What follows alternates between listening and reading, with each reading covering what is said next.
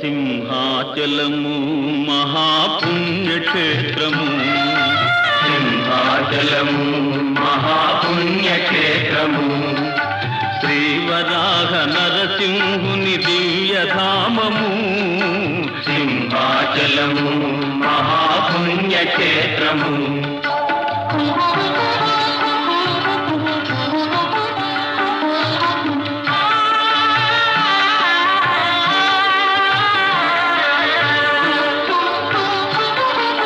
ప్రహ్లాదుడు వేడగా శ్రీహరి కరుణించగా, ప్రహ్లాదుడు వేడగా శ్రీహరి కరుణించగా, ద్వయ రూపాలొకటిగా